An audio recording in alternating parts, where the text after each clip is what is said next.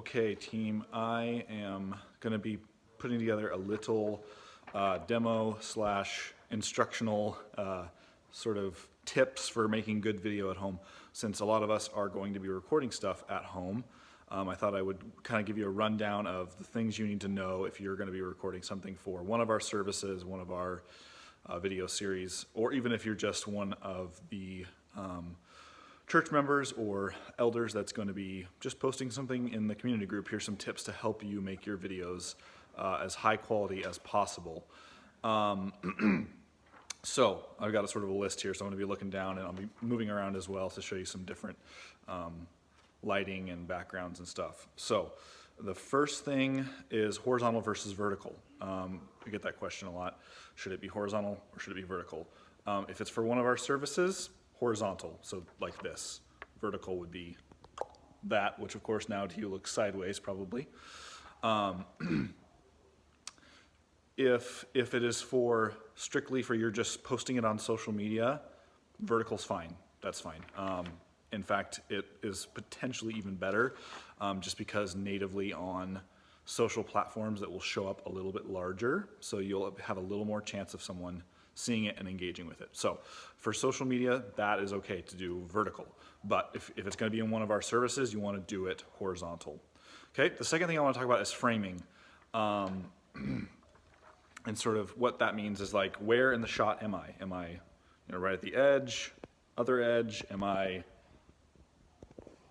like right at the bottom of the frame?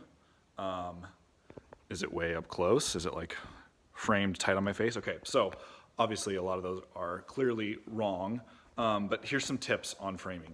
You want to be, as far as where your head is vertically, you want to be about, you want a little bit of headroom above you, a little bit below you. You don't want to be right there, and you don't want to have a ton of room above your head either, because that looks weird. So if you're sort of about in the center, maybe a little above center in the shot. And of course it's going to depend on how close your camera is to you, but that's as far as my arm will stretch. If I'm way out there, then a little bit of headroom's okay, as long as there's a lot more room down below, okay? So something like that's pretty good. As far as left to right, you either want to center yourself or you want to be on a third line. So that means if you were to take the whole video and split it into thirds, so you have one third here, another third here, and another third here. Line up the center of your face with one of those third lines, okay? So either centered or centered on a third line. Let's see what's next on my video. Oh, angle. So angle, you want it to be slightly above you or sort of at eye level. You don't want to go below, ideally. I mean, if you need to, it's okay. You'll survive, I'll survive. But ideally you want it kind of at eye level or just ever so slightly above you. And then, I'm breaking this rule right now, but ideally you want your phone to be mounted on something so it's got some stability to it. You don't want to be holding it or having someone else hold it. Ideally, you would like to just place it on something. One trick that I've used before is you pile up some books and then you pile up basically you make two piles of books and you wedge your phone or your iPad or whatever it is in between those two things, and then you click start and then it just holds it for you and you can kind of, sit there and so you do that up on like a table or up on some chairs, so you can use some books to stack it up to where it's eye level, and then use some books on top of those books to wedge your phone in there to hold it still. So that's that. Okay, so background, the next thing I want to talk about. Background, a lot of things that, I guess I should say, a lot of problems are caused when you do backlighting. So in other words, if I'm right up against a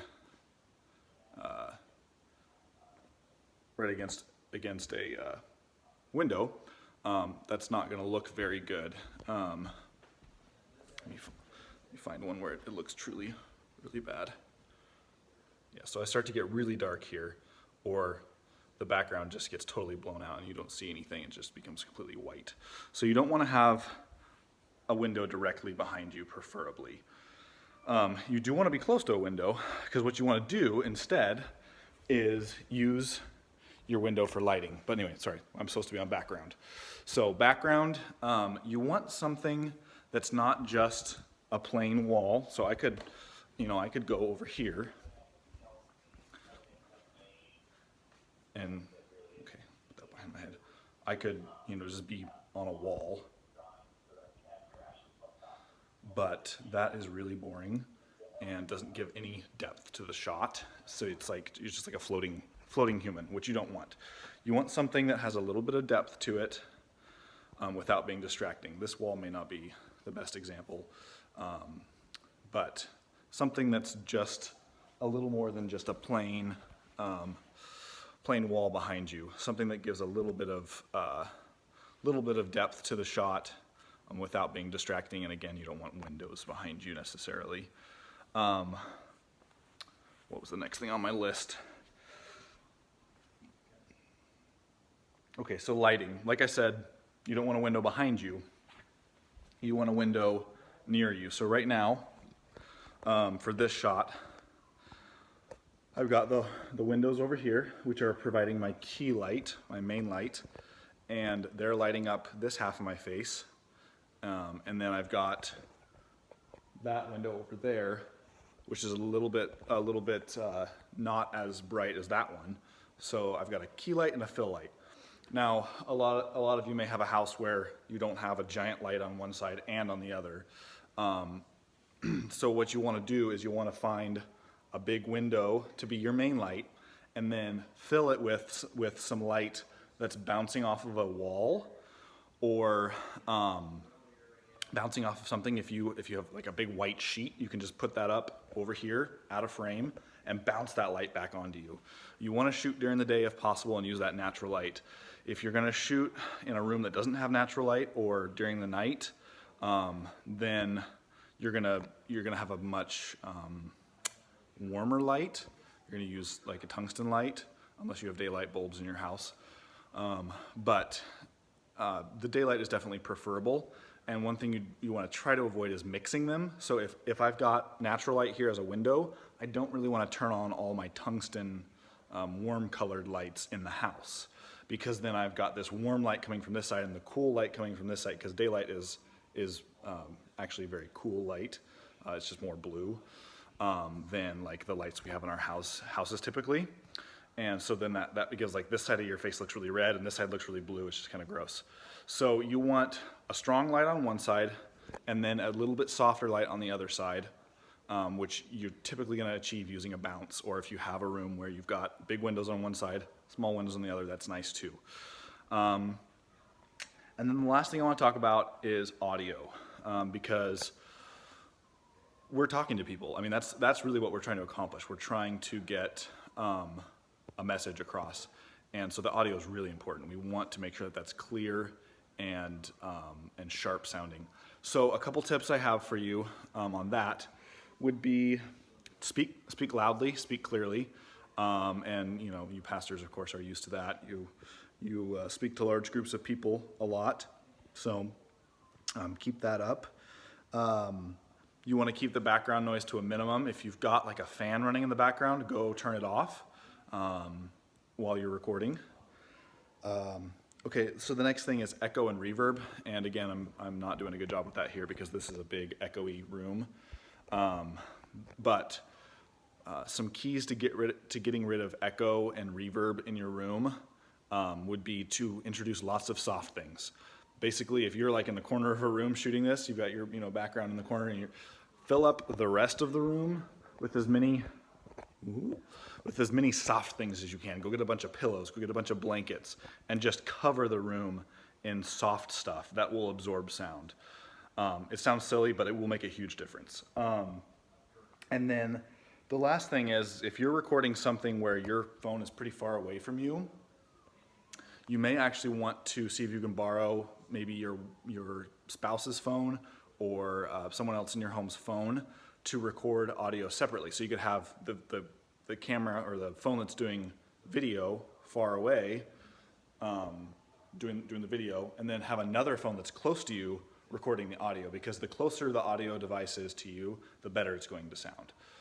So that's that. Dan and whoever else is preaching over the next few weeks, I'll be giving you a mic to record your audio separately. So that's a separate deal. But for the rest of you, having a separate phone for your audio might be a good idea. The last thing I wanted to talk about, and I was going to do this at the beginning, but I skipped it, was what you should be shooting on, what device. Some of you may have nice cameras, like a DSLR or something, and while it may be tempting to want to shoot with one of those because you think it might look better, I actually would recommend just going ahead and shooting with the phones, because the audio on them is actually pretty good.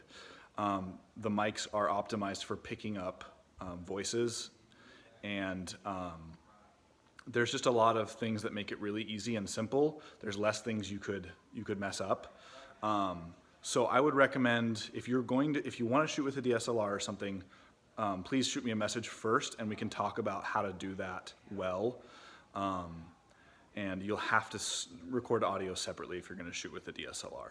So that's my tips for getting good quality video at home, and I hope that helps.